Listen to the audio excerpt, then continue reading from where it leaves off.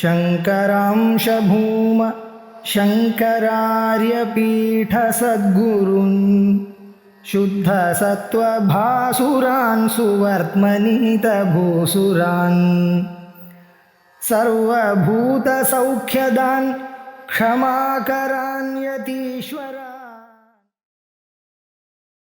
ओम नमः गणाद गौतमादिभ्यः तर्क विद्या संप्रदाय कर्तृभ्यः वंश ऋषिभ्यः नमो महद्भ्यः गुरुभ्यः निधाय हृदि विश्वेशं विधाय गुरुवंदनं बालानां सुखबोधाय क्रियते तर्क संग्रहः।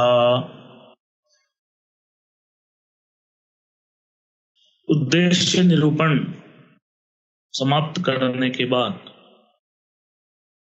अब लक्षण ग्रंथ का प्रारंभ हो रहा है। तत्र गंधवती पृथ्वी सा द्विविधा नित्या अनित्या च नित्या परमाणु रूपा अनित्या कार्य रूपा पुनस्त्रिविधा शरीरेन्द्रिय विषय भेदात् शरीरम अस्मदादीनाम इंद्रियम गंधग्राहकम घ्राणम नासाग्रवर्ती विषयो मृत्पाषाणादि। तत्र गंधवती पृथ्वी, तत्र यानी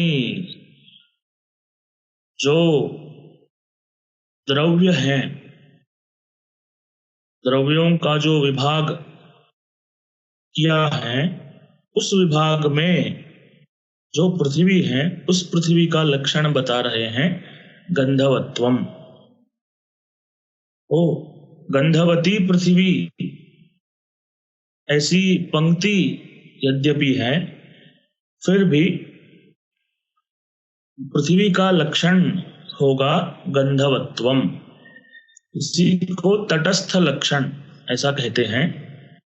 तो तटस्थ लक्षण यानी ऐसा लक्षण जिसका लक्ष्य के स्वरूप में अंतर्भाव नहीं है, लक्ष्य के तट पर रहने वाला, लक्ष्य के स्वरूप में जिसका समावेश नहीं है किंतु लक्ष्य से भिन्न धर्म, इसीलिए उसे तट पर रहने वाला तटस्थ लक्षण ऐसा कहते हैं।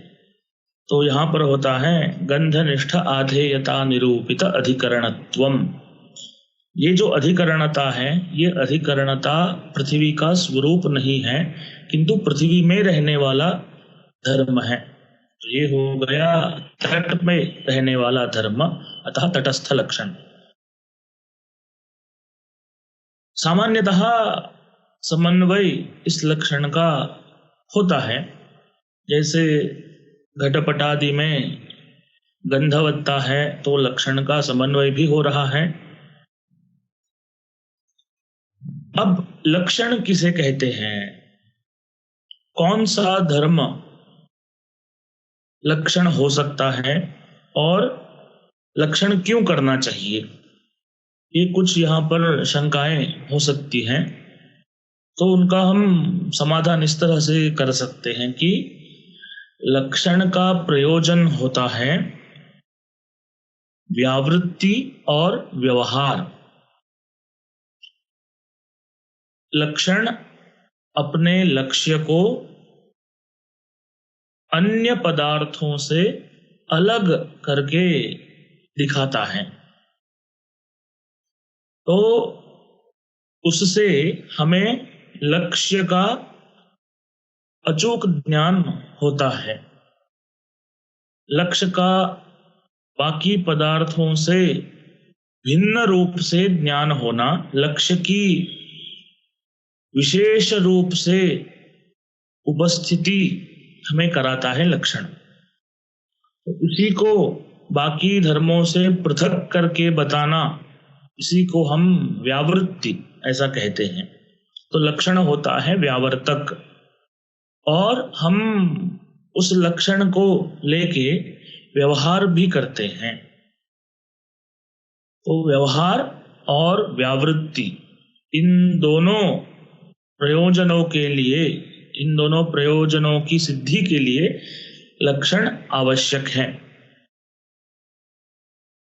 अब लक्षण यानी क्या, कौन सा धर्म लक्षण हो सकता है, तो उसके लिए बताते हैं कि जो असाधारण धर्म होगा वही लक्षण होगा। साधारण धर्म कभी भी लक्षण नहीं हो सकता। तो साधारण धर्म यानी क्या? तो उसके लिए कहते हैं कि जो लक्ष्य और अलक्ष्य दोनों में रहता है उसे साधारण धर्म कहते हैं। और असाधारण धर्म यानी जो अलक्ष्य में नहीं रहता है और केवल लक्ष्य में रहता है, वही असाधारण धर्म होता है। अब किसी पदार्थ के लक्षण होने के लिए 3 नियम हम यहाँ पर सामने रख सकते हैं। पहला नियम है अलक्ष्य में नहीं होना चाहिए। दूसरा नियम है लक्ष्य में होना चाहिए। और तीसरा नियम है सभी लक्ष्यों में होना चाहिए। लक्ष्यों में भी किसी एक लक्ष्य में रहता है, दूसरे लक्ष्य व्यक्ति में अगर नहीं रह रहा हो तो वो धर्म लक्षण नहीं होगा। क्यों ये नियम बताना आवश्यक है, इसके लिए उदाहरण देखेंगे। अगर अलक्ष्य में रहने वाला धर्म भी लक्षण होता तो श्रृंग होना या फिर सिंह जिसे कहते हैं श्रृंगम, वो गाय का लक्षण अगर ऐसा किसी ने बोल दिया, गाय कौन सी है तो उसके लिए बोल दिया जिसके सींग है वो गाय है। यस्याः श्रृंगम अस्ति सा गौः। अगर ऐसा बोलेंगे तो ये व्यवहार प्रामाणिक व्यवहार नहीं है, क्योंकि सींग तो भैंस के भी होते हैं तो वो थोड़ी ना गाय है। तो अलक्ष्य महिषी जो है उसमें भी ये धर्म रहता है, तो ये प्रामाणिक व्यवहार के लिए उपयुक्त नहीं है। इसीलिए ऐसे धर्मों का वारण करने के लिए पहला नियम चाहिए अलक्ष्य में न रहना। तो ठीक है, जो अलक्ष्य में नहीं रहता है वही लक्षण होगा, इतना काफी नहीं है। क्योंकि अगर अलक्ष्य में न रहना यही लक्षण का प्रयोजक होता तो जो पदार्थ किसी भी वस्तु में नहीं रहता हो वो भी अलक्ष्य में नहीं रह रहा है। जैसे उदाहरण के लिए आकाश द्रव्य जो है उसे विभू माना गया है, उसी के साथ आकाश किसी भी द्रव्य में नहीं रहता है। आकाश में आधेयता का स्वीकार नहीं किया गया है। तो अलक्ष्य में न रहना ये धर्म आकाश में है। तो आकाश लक्षण हो सकता है क्या? नहीं हो सकता। उसका वारण करने के लिए दूसरा नियम भी चाहिए, लक्ष्य में भी रहना जरूरी है। तो अलक्ष्य में न रहना और लक्ष्य में रहना, ये 2 नियम आवश्यक हैं, मगर ये भी पर्याप्त नहीं है। क्यों? क्योंकि गाय का कपिल रूपवत्वम या फिर कपिलत्वम ऐसा लक्षण अगर कहा तो कपिल वर्ण जो है वो गाय के अतिरिक्त और किसी भी प्राणी में नहीं है और किसी वस्तु में नहीं है। तो अलक्ष्य अवृत्तित्व ये धर्म कपिलत्व में है। गाय में कपिल रूप रहता है तो लक्ष्य वृत्तित्व भी उसमें है, किंतु सभी गायों में कपिल रूप नहीं रहता है। थोड़े गाय जो हैं वो कृष्ण रूप विशिष्ट भी होते हैं, थोड़े गायों में सफेद शुभ्र श्वेत वर्ण रहता है। तो कपिल रूप जो है वो अलक्ष्य अवृत्ति है लक्ष्य वृत्ति है, किंतु लक्ष्यों में भी एक देश में नहीं रहता है। तो इसीलिए कपिलत्व गाय का लक्षण नहीं हो सकता। इसीलिए तीसरा नियम भी चाहिए, सभी लक्ष्यों में रहना। तो जो धर्म अलक्ष्य में नहीं रहता हो, लक्ष्य में रहता हो और सभी लक्ष्यों में रहता हो, वही धर्म लक्षण कहलाएगा। अब ये जो अलक्ष्य में न रहना, इस नियम से हमने अतिव्याप्ति दोष का वारण किया है, क्योंकि अलक्ष्य में रहना यानी अतिव्याप्ति, अतिव्याप्त होना। तो अलक्ष्य वृत्तित्व ही अतिव्याप्ति दोष होता है। उसी तरह से लक्ष्य में रहना, इस नियम से हमने असंभव दोष का वारण किया है।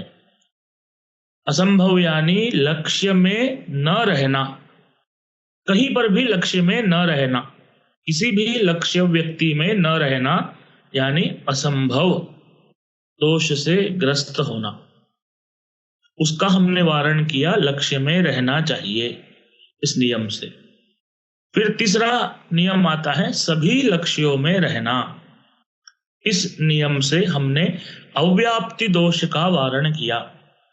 अव्याप्ति दोष यानी किसी भी एक लक्ष्य व्यक्ति में न रहना, लक्ष्य एक देश में न रहना यानी अव्याप्त होना। तो ये जो लक्षण के तीनों दोष होते हैं, उन दोषों का वारण हमने यहाँ पर बताया है। कैसे किसी धर्म को लक्षण मानने की जो परीक्षा है, उस परीक्षा के लिए ये तीन दोष न होना आवश्यक है। तो ये तीन दोष जिसमें नहीं रहेंगे वही लक्षण हो जाएगा।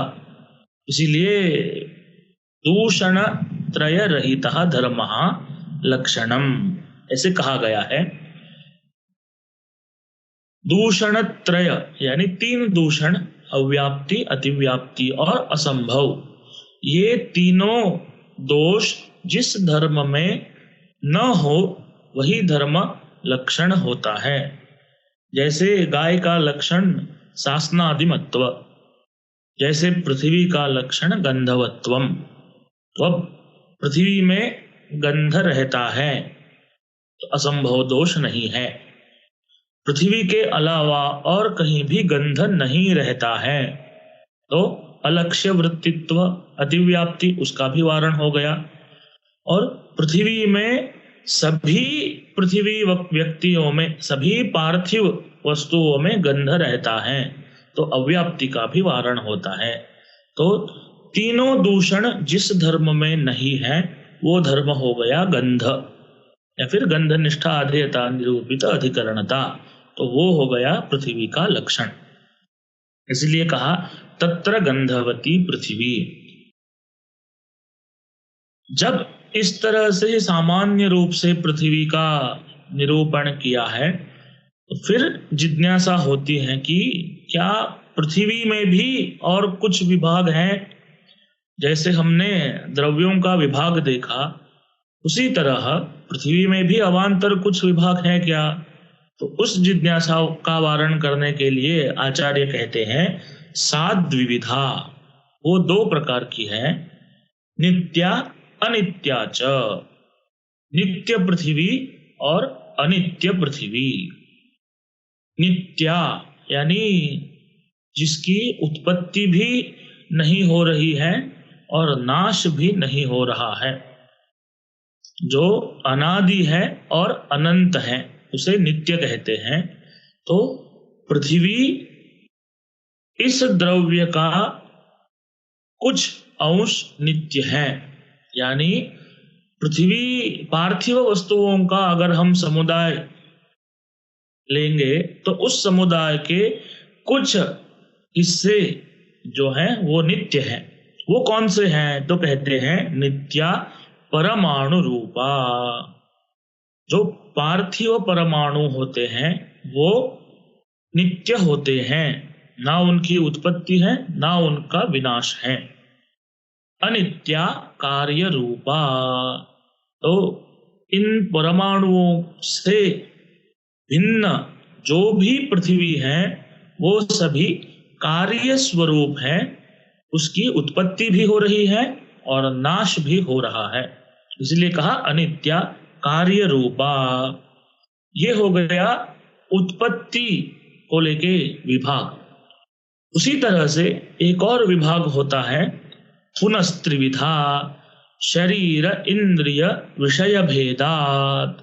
तो उसी पृथ्वी का अलग प्रकार से हम 3 प्रकार से विभाग कर सकते हैं, शरीर, इंद्रिय और विषय। शरीरम अस्मदादीनाम, तो इस भूलोक में जो हमारा शरीर है वो पार्थिव शरीर होता है, उस शरीर में पृथ्वीत्व जाति रहती है। शरीर यानी क्या, शरीर की परिभाषा क्या है, तो कहते हैं ऐसा द्रव्य जिसके संबंध से आत्मा को सुख दुख आदि का साक्षात्कार होता है, जिसके संबंध से सुख दुख साक्षात्कार यानी भोग आत्मा को होता है, उसे शरीर कहते हैं। भोग का आयतन, भोग का अवच्छेदक, यही शरीर की परिभाषा है। आत्मा विभू द्रव्य है, तो सब जगह आत्मा है, मगर ज्ञान वगैरह उसे केवल शरीर प्रदेश में ही होते हैं, अन्य प्रदेश में नहीं होते हैं।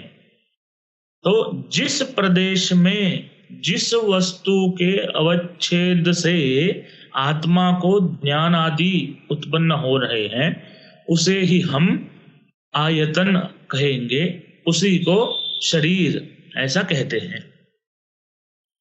वही कहा आचार्य जी ने, शरीरम अस्मदादीनाम इंद्रियम गंधग्राहकम घ्राणम नासाग्रवर्ती।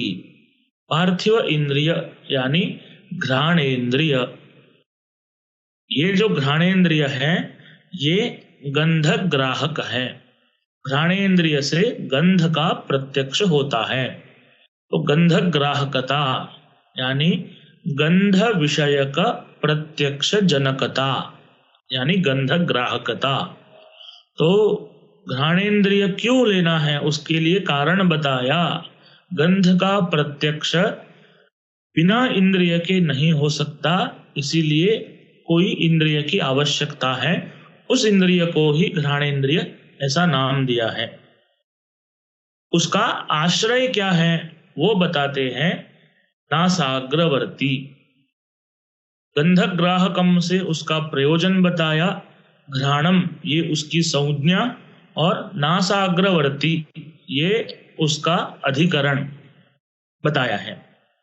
फिर आता है इन दोनों के अलावा जो भी पृथ्वी है वो सभी विषय इस विभाग में आती है। तो शरीर और इंद्रिय इन दोनों के अलावा जो भी पृथ्वी है फिर वो नित्य भी हो सकती है अनित्य भी हो सकती है, वो दोनों प्रकार की पृथ्वी विषय इस विभाग में आती है। ये पृथ्वी निरूपण यहां पर समाप्त हो गया। निधाय हृदि विश्वेशम विधाय गुरुवंदनम बालानां सुखबोधाय क्रियते तर्क संग्रहः। ओम।